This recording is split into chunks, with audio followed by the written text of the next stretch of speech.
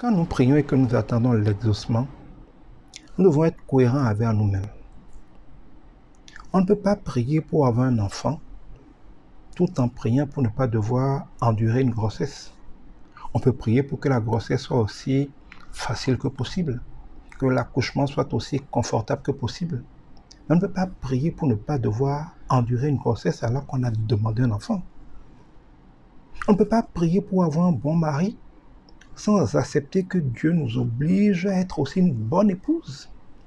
On ne peut pas prier pour que notre mari soit fidèle sans s'obliger à être une femme fidèle et vertueuse, capable d'épanouir son mari afin qu'il ne soit pas poussé dans les bras d'une autre femme.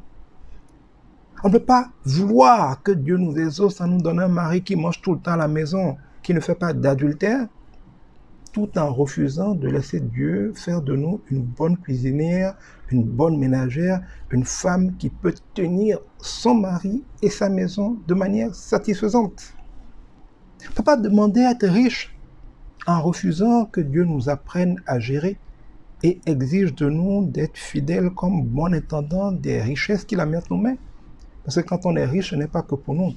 C'est aussi parce que Dieu nous fait responsables de gérer cette bénédiction-là pour des gens autour de nous. On ne peut pas prier pour être chef de l'État sans être courageux, sans être humble, sans être prêt à gérer des problèmes immenses tout le temps, sans être prêt à être critiqué, à être méprisé, à subir des ingratitudes, mais à faire ce qu'il faut, quand il le faut, comme il le faut, que cela plaise ou pas aux gens pour lesquels on le fait.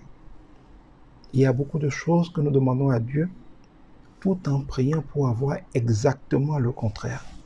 On ne peut pas vouloir un mari fidèle, responsable, gentil, tout en voulant qu'il soit un playboy, frimeur, qui est tout le temps en boîte de nuit, qui est un viveur, qui est un fêtard, qui est un playboy. On ne peut pas avoir une chose et son contraire. On ne peut pas vouloir avoir une femme qui soit une bonne ménagère, une merveilleuse épouse, une bonne mère pour nos enfants, tout en voulant qu'elle ait le look d'une prostituée et l'attitude spirituelle et physique d'une prostituée. Trop souvent, nous demandons une chose et son contraire. Et même si Dieu voulait nous exaucer, il ne peut pas le faire parce que nous ne nous laissons pas faire.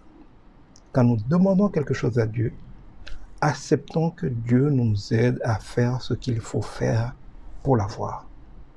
Et arrêtons de nous plaindre quand Dieu met en branle le processus de notre exaucement en nous obligeant à faire certaines choses.